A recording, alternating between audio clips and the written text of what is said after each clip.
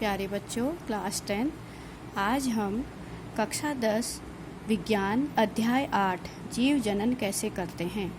यह हमारे कक्षा 10 विज्ञान का 8वां चैप्टर है, जीव जनन कैसे करते हैं। आज हम इस चैप्टर की शुरुआती परिचय प्राप्त करेंगे। मैं आपको इस चैप्टर की शुरुआती परिचय के रूप में कुछ प्रश्नों का उत्तर समझाऊंगी। जैसे पहला प्रश्न है, जनन क्या है। दूसरा प्रश्न जिसका उत्तर आपको आज मिलेगा, जीवों के लिए जनन क्यों आवश्यक है। जनन प्रक्रिया में क्या होता है और जनन कितने प्रकार का होता है। इसके अतिरिक्त जनन के समय जो विभिन्नताएं आती हैं वो कैसे एक स्पीशीज के लिए तो लाभदायक हैं परंतु व्यष्टि के लिए आवश्यक नहीं है, क्यों। इन प्रश्नों का उत्तर जानेंगे। सबसे पहले हम समझेंगे जनन क्या है, जीवों के लिए जनन क्यों आवश्यक है, जनन प्रक्रिया के अंतर्गत क्या होता है, क्या प्रोसेस होती है, जनन कितने प्रकार का होता है और जनन के समय जो विभिन्नताएं आती हैं, यानी कि माता पिता से जो उसकी संतान होती है वो पूरी तरह उसकी प्रतिकृति नहीं होती, थोड़ा बहुत उनमें विभिन्नताएं आती है। तो वह विभिन्नताएं किसी स्पीच के लिए तो लाभदायक हैं परंतु व्यक्ति विशेष के लिए आवश्यक नहीं, क्यों। इन प्रश्नों का उत्तर हम समझेंगे। ठीक है, तो सबसे पहले जीवों के लिए जीव जनन कैसे करते हैं। प्यारे बच्चों, जीवों में जनन क्रिया जीव जनन क्यों करते हैं। जैसे जो भी सजीव होता है वो पोषण करता है, श्वसन करता है तथा उत्सर्जन करता है। ये जैव प्रक्रम तो उसके जीवित रहने के लिए बहुत आवश्यक हैं। जब भी हम किसी भी वस्तु को सजीव कहते हैं तो उसके अंदर पोषण, श्वसन, उत्सर्जन एवं परिवहन होता है, लेकिन हम उसमें जनन नहीं पढ़ते। हम ये नहीं पढ़ते हैं कि जनन भी आवश्यक है। किसी भी व्यक्ति को जीवित रहने के लिए जनन आवश्यक नहीं है। और साथ ही जब भी कोई जीव अपनी ही जैसी संतान की उत्पत्ति करता है तो उसको अत्यधिक ऊर्जा व्यय करनी पड़ती है।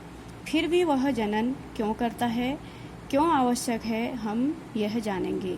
हम जानते हैं कि हमें अपने आसपास के वातावरण में विभिन्न जीव इसलिए दिखाई देते हैं क्योंकि वे जनन करते हैं।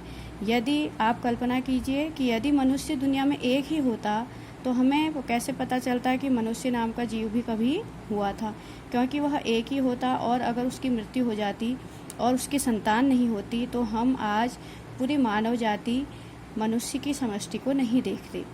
इसका अर्थ यह हुआ कि यदि जीव जनन करेगा, अपने जैसे ही संतानों की उत्पत्ति करेगा, तभी हमें पता चलता है कि वह इस पृथ्वी में, इस संसार में है। यदि वह संतान उत्पन्न नहीं करेगा, वह एक ही होगा, तो जब उसकी मृत्यु हो जाएगी तो आगे हमें पता भी नहीं चलेगा कि उसका अस्तित्व भी था या नहीं था। हमें विभिन्न जीव इसलिए दिखाई देते हैं क्योंकि वे जनन करते हैं। यदि जीव अकेला होता और कोई भी जनन द्वारा अपनी संतान उत्पन्न नहीं करता तो संभव है कि हमें उनके अस्तित्व का पता भी नहीं चलता। किसी स्पीशीज में पाए जाने वाले जीवों की विशाल संख्या हमें उसके अस्तित्व का ज्ञान कराती है। जितने जीव ज़्यादा होंगे उतना ही उसका अस्तित्व का हमें पता चलेगा। ठीक है, तो जनन करने वाले जीव संतति का सृजन करते हैं और जो भी संतान उनकी होती है वो बहुत सीमा तक उनके जैसे ही दिखाई देती है। विभिन्न जीवों के अभिकल्प, आकार और आकृति समान होने के कारण ही वे सदृश दिखाई देते हैं। इसका अर्थ है कि जो भी जीव होते हैं वो, जैसे एक बच्चा अपने माता पिता के समान ही आकार का और आकृति का दिखाई देता है और उसके शरीर का अभिकल्प भी समान होता है, क्योंकि माता पिता से जो बच्चा होता है वह उसका ब्लूप्रिंट होता है। बच्चा जो है वो माता पिता का ब्लूप्रिंट होता है। ठीक है, तो जो भी जनक की जनन कोशिका होती है उसमें डीएनए होता है।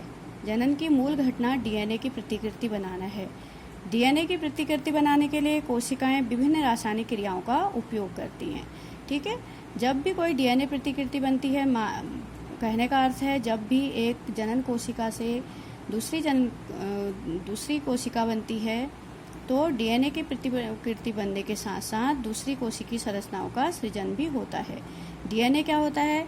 डीएनए जो होता है वह कोशिका के केंद्रक में एक पदार्थ होता है जिसमें प्रोटीन संश्लेषण हेतु सूचना निहित होती है। और इस संदेश के जब भी यह संदेश में इसके भिन्न होने की अवस्था में बनने वाला प्रोटीन भी अलग होगा।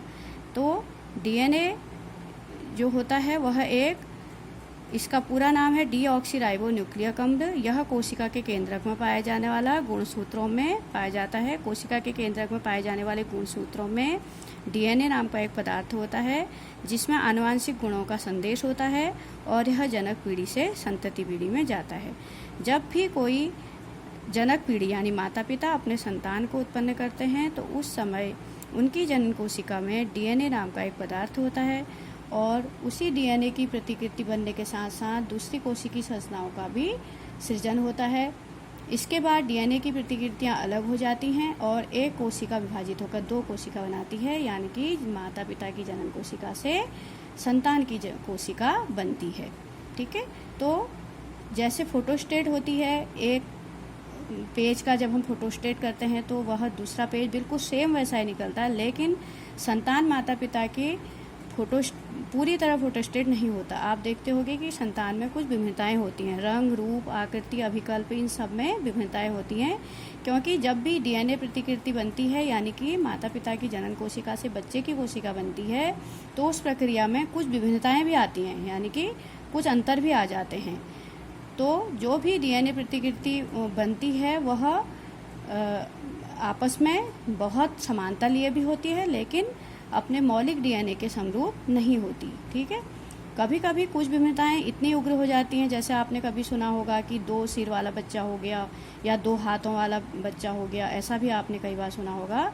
तो कभी कभी इतनी ज़्यादा विभिन्नताएं आ जाती हैं बच्चे में माता पिता से बिल्कुल अलग कि बच्चा जो है अपने आप को वातावरण के साथ समायोजित नहीं कर पाता और वह मर जाता है। दूसरी ओर डीएनए के प्रतिकृति बनाते समय कई विभिन्नताएं उग्र नहीं होती, सामान्य होती हैं और संतति कोशिकाएं संतान की जो कोशिकाएं होती हैं वह माता पिता के समान होते हुए भी किसी न किसी रूप में एक दूसरे से भिन्न होती हैं और यह विभिन्नताएं उनके लिए लाभदायक होती हैं। विभिन्नताएं कैसे लाभदायक होती हैं? अपनी जनन क्षमता का उपयोग कर जीवों की समष्टि पारितंत्र में स्थान तथा निकेत ग्रहण करती है। जो भी जीव होते हैं वह अपनी जनन के कारण ही अपने अस्तित्व को बनाए रखते हैं।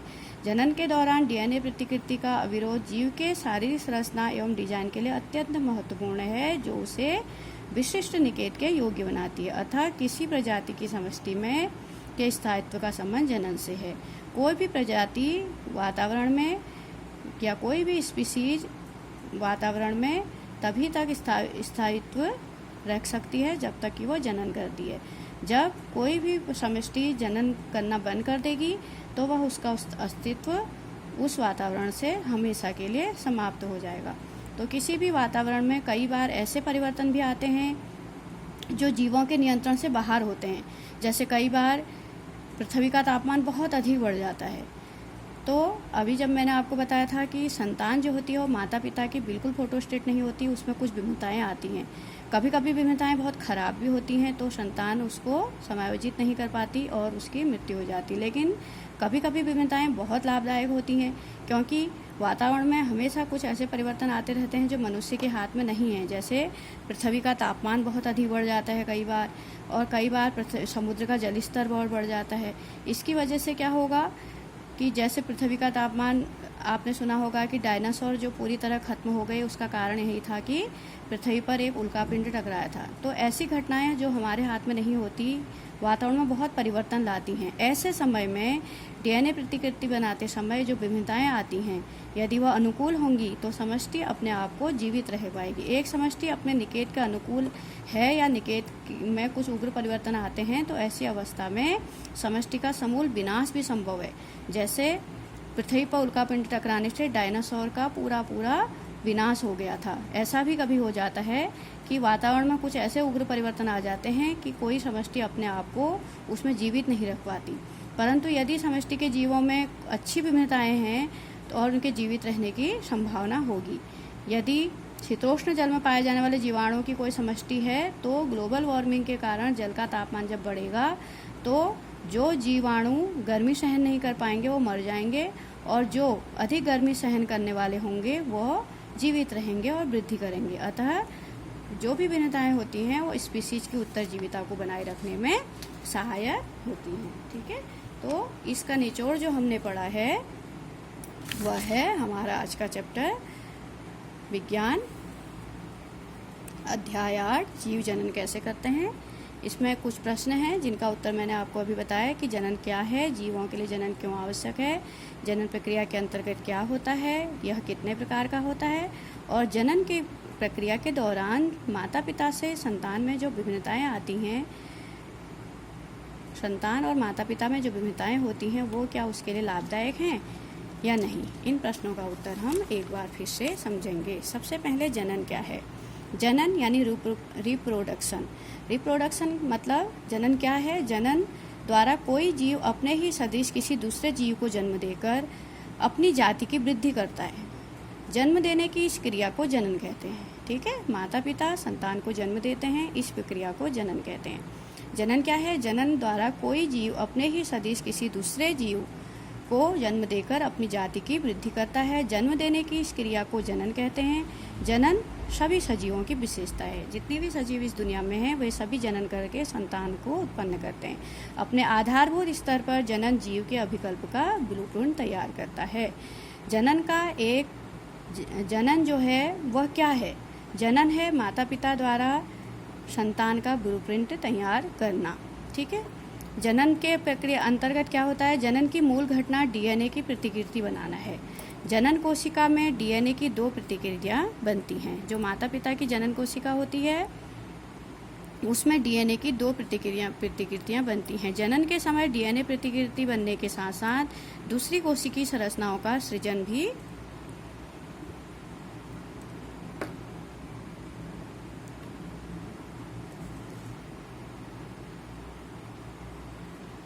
जनन की मूल घटना डीएनए की प्रतिकृति बनाना है। जनन कोशिका में डीएनए की 2 प्रतिकृतियां बनती हैं। जनन के समय डीएनए प्रतिकृति बनने के साथ साथ दूसरी कोशिकीय संरचनाओं का सृजन भी होता रहता है। इसका मतलब है जब एक कोशिका से 2 कोशिका बनती है यानी माता पिता की कोशिका से बच्चे की कोशिका बनती है तो उस समय जो दूसरी कोशिका होती है उसके अंदर भी सारी कोशिकीय संरचनाओं का सृजन होता है, तभी तो वह सर्वाइव कर पाएगी। इसके बाद डीएनए प्रतिकृतियां विलग हो जाती हैं। परिणामतः एक कोशिका विभाजित होकर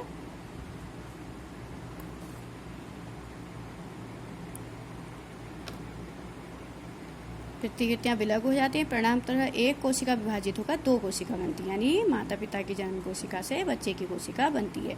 जनन करने वाले जीव संतति का सृजन करते हैं जो बहुत सीमा तक उनके समान होते हैं। आपने देखा होगा कि जैसे बकरी के बच्चे बकरी जैसे ही होंगे, गाय के बच्चे गाय जैसे ही होते हैं, मनुष्य के बच्चे मनुष्य से जैसे होते हैं। जनन करने वाले जीव जिस संतति का सृजन करते हैं वे बहुत सीमा तक उनके समान होते हैं। संतति कोशिकाएं समान होते हुए भी किसी न किसी रूप में एक दूसरे से भिन्न होती हैं। बच्चा पूरी तरह माँ बाप के जैसा होता है लेकिन थोड़ा थोड़ा अंतर उसमें जरूर होता है, किसी न किसी रूप में वो भिन्न होता है। जनन में होने वाली ये विभिन्नताएं जैव विकास का आधार हैं। यही उस समष्टि के उत्तरजीविता के लिए बहुत ज़रूरी होती हैं ये विभिन्नताएं जो माता पिता से संतान उत्पन्न करते समय आती हैं। जीवों में जनन 2 प्रकार का होता है, लैंगिक जनन, अलैंगिक जनन। इनके बारे में हम आगे विस्तार से पढ़ेंगे, लेकिन अभी हम इतना समझते हैं कि जनन 2 प्रकार से होता है, लैंगिक जनन और अलैंगिक जनन। जनन के समय जो विभिन्नताएं आती हैं वो स्पीशीज की उत्तरजीविता बनाए रखने में उपयोगी होते हैं।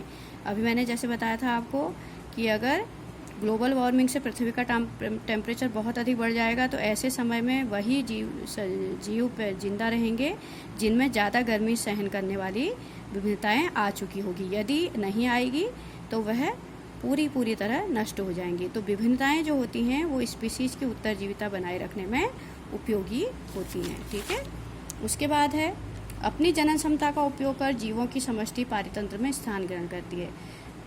जीव जनन कर सकते हैं, इसीलिए वह अपनी समष्टि के लिए इस पारितंत्र में अपना स्थान बनाते हैं। ठीक है,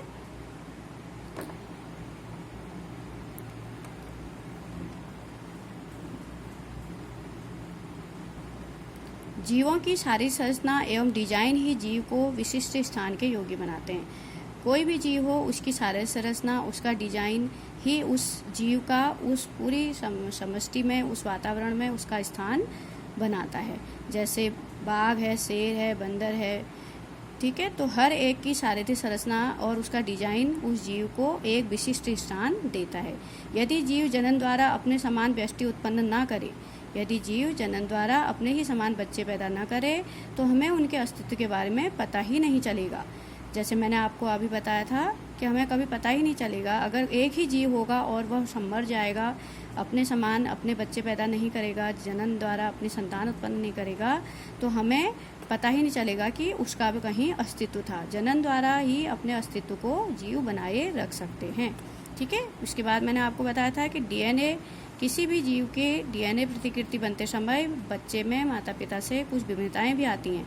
बच्चा पूरी तरह माता पिता की तरह नहीं होता, उसमें कुछ विभिन्नताएं भी आती हैं। ये विभिन्नताएं उसके लिए लाभदायक होती हैं। डीएनए किसी भी जीव की उसकी शारीरिक संरचना तथा विकास के लिए उत्तरदायी होता है, हमें किसी भी वातावरण में रहने के योग्य बनाता है।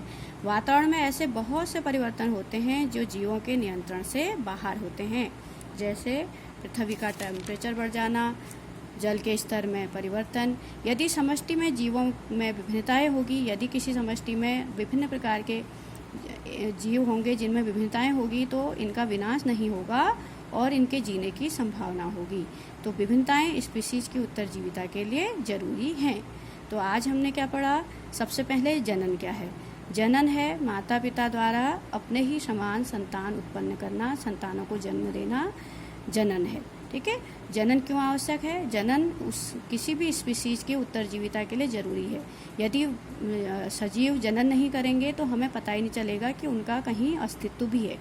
ठीक है। कभी वह इस दुनिया में रहे भी थे, हमें पता ही नहीं चलेगा। जब वो जनन करते हैं, बहुत सारे अपने समान जीव पैदा करते हैं, तभी हमें पता चलता है कि वह इस दुनिया में हैं। ठीक है। अगला था जनन प्रक्रिया के अंतर्गत क्या होता है। जनन प्रक्रिया के अंतर्गत डीएनए प्रतिकृति बनती है। डीएनए प्रतिकृति बनते समय कुछ विभिन्नताएं भी आती हैं, जो विभिन्नताएं स्पीशीज के किसी भी समष्टि की उत्तरजीविता के लिए जरूरी होती हैं। अगली पॉइंट था कि जनन कितने प्रकार का होता है। तो जनन जीवों में 2 प्रकार का होता है, लैंगिक जनन एवं अलैंगिक जनन। अगले लेक्चर में मैं आपको लैंगिक जनन और अलैंगिक जनन के बारे में विस्तार से समझाऊंगी।